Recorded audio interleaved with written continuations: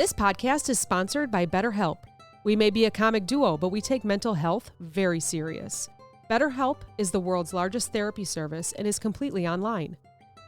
BetterHelp is a network with over 30,000 licensed and experienced therapists who can help you with a wide range of issues. To get started, answer a few questions, and BetterHelp can match you with the right therapist from their network. You can message your therapist at any time and schedule live sessions when it's convenient for you. If your therapist isn't the right fit for any reason, you can switch to a new therapist at no additional charge. With BetterHelp, you get the same professionalism and quality you expect from in-office therapy, but with a therapist who is custom-picked for you, more scheduling flexibility, and at a more affordable price. Get 10% off your first month at betterhelp.com/amp. That's BetterHelp, HELP.com/amp. Good morning, good afternoon, good evening, whatever it is by you. Grab your coffee, grab your tea, grab your water to rehydrate after all the coffee and tea, grab some beer, grab some wine, whatever you decide. Come sit with me for a few minutes. Let's talk about getting through the holidays with anxiety. So obviously, and what I will always mention is that I'm not a therapist. I'm in the coaching realm. So I am just giving you my thoughts and my ideas on how to get through the holidays with anxiety and what has worked for me, right?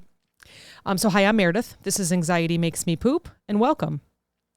So again, if you are feeling depressed or if you need to talk to someone, please reach out to a professional. Seek support from a mental health professional who can provide guidance and coping strategies. So for me, this is just suggestions. This is how I get through the holidays with anxiety. So here we go.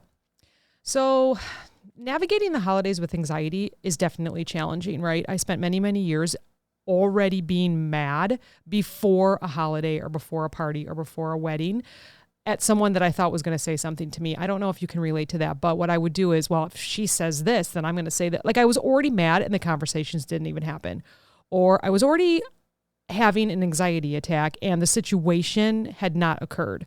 Our mind likes to do that. We like to go to the worst places, and it's almost a preparation mechanism with our brain, right? So for me, I would think, oh, well, if he does this, then I'm going to say this. It didn't even happen. It's probably because it happened, maybe something similar happened in the past. So you're preparing yourself for what's going to happen at this party, wedding, holiday, whatever.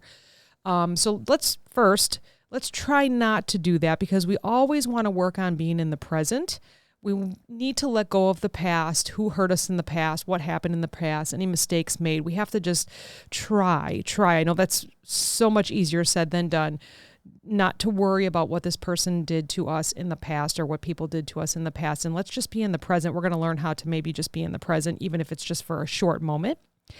And try not to get ourselves upset the week before a holiday, the week before a party, a couple days before getting together with family or friends.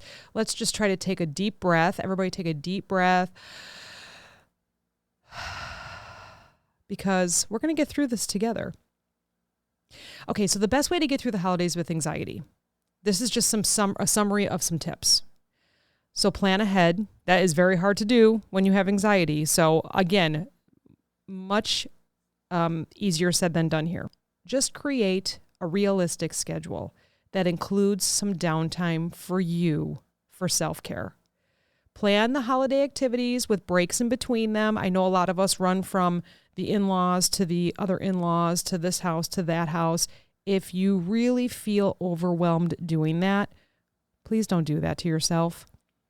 Maybe you could split it up to 2 days. Maybe Christmas Eve could be one side of the family or one friend party, and maybe Christmas Day could be the other side of the family, or maybe you just hang out at home. I have a lot of friends that actually celebrate Christmas on Christmas Eve so that they can wake up Christmas morning and just relax in their PJs, and that is okay.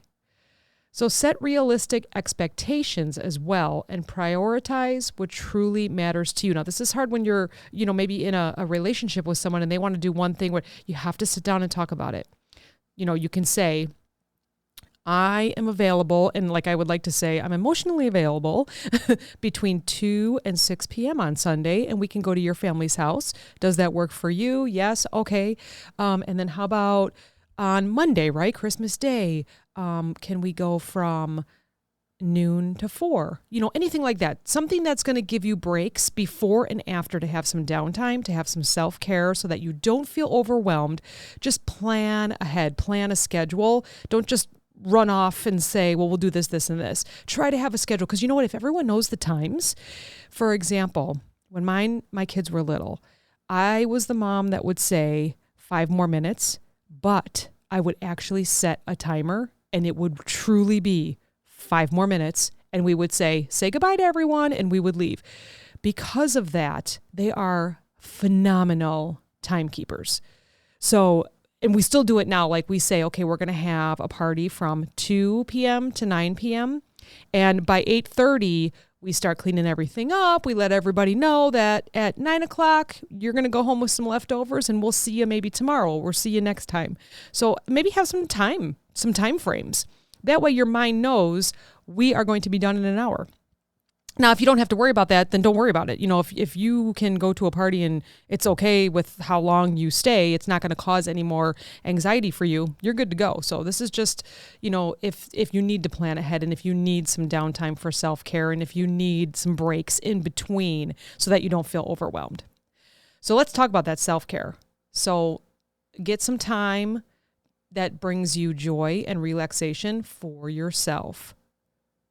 Get enough sleep. I know that's hard. That's probably one of the hardest things for me. Get enough sleep to support your overall well-being. If you're not getting sleep, I think a lot of us, maybe some don't, but I think a lot of us, when we don't get enough sleep, then we absolutely feel overwhelmed. We feel overstressed. Maybe we make some rash decisions when we're tired, or maybe we're emotional. Maybe we cry a little bit. Maybe we laugh a lot because we're tired. So definitely try to get enough sleep. Even if it's just going to relax by, let's say 8 or 9 p.m., shut the phone down, couple deep breaths, and you just relax until you can fall asleep. That might be helpful for the next day when you're going to the party or when people are coming over. Consider incorporating mindfulness techniques such as deep breathing, some meditation, even if it's just 5 minutes of sitting in a dark room, breathing, listening to your own breath, eyes closed, every muscle is relaxed, and you're just not thinking of anything. You're only thinking about relaxing and letting your mind just drift away for 5 minutes. And then you might be ready to go. So another thing is set boundaries. Learn to say no to commitments that may get that anxiety going. Communicate what you need to your family and friends so that they understand your limits. Boundaries are so important. You have to let them know, like I said, with the times, right? Well, we're going to stop over at 2. If they say, well, we really want you to stop over at noon. Well, actually, what works best for us or what works best for me is 2 o'clock. So, whatever you need to do to set those boundaries, make sure you communicate it though, so there's no surprises. And then that way you don't feel the stress of surprising someone with your plans, right? Let them know. Identify safe spaces where you can just kind of have a short retreat if you need a moment alone. I use a bathroom. I go to the bathroom. I just maybe go stand in there and close my eyes for a few minutes, take a couple of deep breaths. Again, not think of anything. And then just step back out into the party. So if you need to vocalize it, if you need to connect with someone, share your feelings with a trusted friend or family member. Now, I want to stress on this. Make sure that it's a trusted family or friend, because sometimes we will say something to someone and then they're going to want to relate and they're going to want to tell you how they feel, and it may bring on more anxiety. So maybe you could start the conversation with, can I just tell you something real quick? And then I just need to get it off my chest. And if you're okay to listen, then I'll be okay as well. And then maybe we can talk about your stuff as well. So be sure that it's a trusted friend or family member that you can share your feelings to and who will listen, actively listen, so that you feel like you're letting it off your mind and off your chest, at least for the moment, right? If you have to, join some support groups too, or online communities, positive online communities, to maybe connect with other people that have anxiety, or they might be experiencing something similar. Now, I know I'm just saying anxiety, but there could be other obviously other things that have happened in your past that you just need to speak to someone else that can relate, right? So maybe you could do that, but please make sure that they're positive online communities. Make sure it's not people that are a little tough or say, mean things. So definitely don't want to do that. You can communicate your needs to those around you as long as they're going to provide you support. So if they're not going to provide you support, don't waste your breath. Make sure that it's someone that you can communicate to, that you trust. Focus on what you can control, right? Boundaries, talking to someone, speaking to someone online or support groups or therapy. Focus on what you can control, but also accept that not everything will go perfectly, and that's okay. It doesn't have to be perfect. I think a lot of us, well, I'll just say me with anxiety and a lot of my other friends and family that I talk to that have anxiety, we are tough on ourselves. Like if something isn't perfect, we really beat ourselves up about it. So I'm telling you right now that you can accept that everything may not be perfect, and that's okay. That's okay. Concentrate on the aspects of the holidays that you can control, such as your reactions and your self-care routines. Be flexible and open to adjusting plans as needed. So I have to do this. Like, let's just say we're going to have a party on Christmas Eve. Years ago, if something didn't go right, it would really make me upset. And now I stay flexible and I stay open and I think to myself, okay, this is what we're going to do. But if this happens, that's okay too. I'm going to go with it. So just think about that too. Focus on what you can control. If you need to limit stimuli, do that. Recognize your sensory sensitivities, if you have that, and find ways to minimize the overwhelmingness that feels. If you have to find that quiet space, if you have to retreat to a quiet environment for even 5 minutes, 10 minutes, whatever you need to then continue on with the family and friends and the party and the wedding and at your holidays, whatever you need. So limit that if you can.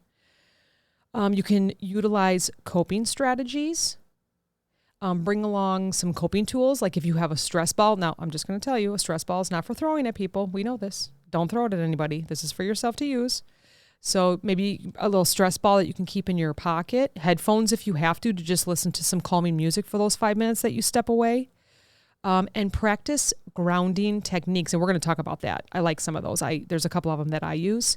And then again, seek support from a mental health professional if you truly don't feel like you can get through. So, okay, I want to talk about grounding techniques real quick. So there's strategies used to help you connect to the present moment. And most of the time it can help you relax from stress, anxiety, and it allows you to just kind of disassociate from what's happening just for a few minutes. My favorite one is the 5-4-3-2-1 technique. And just look it up. You can find this anywhere, but also if you want more detailed information, obviously seek that mental health professional. So 5-4-3-2-1 technique is what you're going to do, right? So it's see, touch, hear, smell, taste. So if you just want to be in the moment, but your brain is like thinking of the past or what happened before or anything like that, and you can't just be in the moment, these are the 5 things that you can do. Focus on something, see something, look at it, touch something, right? Like for example, let's just say a tree outside. I can see the tree outside. I can see the wind blowing the tree. Now I'm going to go outside. I'm going to touch that tree. I'm just going to touch the bark of the tree. I'm going to touch the trunk. And then how about something that you can hear? I can hear the birds outside. I can hear the wind blowing. And then how about something you can smell? I'll go back in the house and I'll smell the ham cooking or something sweet or perfume, something that you enjoy, a smell that you enjoy, and then taste. If it's, if you like a little bit of a sugary treat, if you like coffee, tea, maybe just take a little taste. Those few minutes keep you in the present moment. So it's the 5-4-3-2-1 technique. What can you see? Things you can touch, things you can hear, smell, and taste. See if it works for you. Deep breathing. 3 to 5 deep breaths. Focus on your breaths. Hear yourself breathe. You want to inhale slowly and deeply through your nose. And then just pay attention to the sensation of your breath to just kind of anchor yourself down. And just do it slowly and completely. So through your nose, exhale through your mouth. So deep breathing. Focus on your breath. So inhale slowly through your nose. Exhale slowly and completely through your mouth. Pay attention to the sensation of your breath and anchor yourself. Do it, 3 to 5 times in that nice quiet space that you found at the house. Body scans are also very important. Pay attention to each of your body part. Mine are my shoulders. They go up, they roll forward, they get protected. My hands go across my chest. I know I've mentioned that a couple times. So start from your head and work all the way down to your toes. Notice any tension, any tightness, discomfort, any weird sensations that you might be having on your body, and relax them. Counting down from 100. I think we all learned that when we were in grade school. You can just kind of, and that could all be part of just walking away, going into the bathroom, going into a quiet room, going into a closet, and you just count down from 100. That's easy. You could do some drawing. You could use some markers. You could bring a coloring book with. I have a friend that actually brings a coloring book and colored pencils with, and she'll go take 5 minutes and she'll walk away into like maybe a bedroom, close the door, and she'll color for 5 minutes. Not think about anything else. Maybe do a little section of a picture, close everything up, and walk back out to the party. And her anxiety stays in check. And then affirmations. Always repeat positive affirmations to yourself. No negative. Choose statements that promote a sense of safety, self-compassion, positivity on yourself, because you are amazing. So I hope some of those help. I hope that you listened in, tuned in, took a couple deep breaths, take those 5 minutes for yourself, practice self-care, plan ahead, limit your sensory sensitivities if you have to, bring what you need with to get through the day. And I think you got this. So have a great holiday, have a great party, have a great wedding, have whatever it is that's coming up in these next couple weeks. And thanks for listening. Talk to you next time.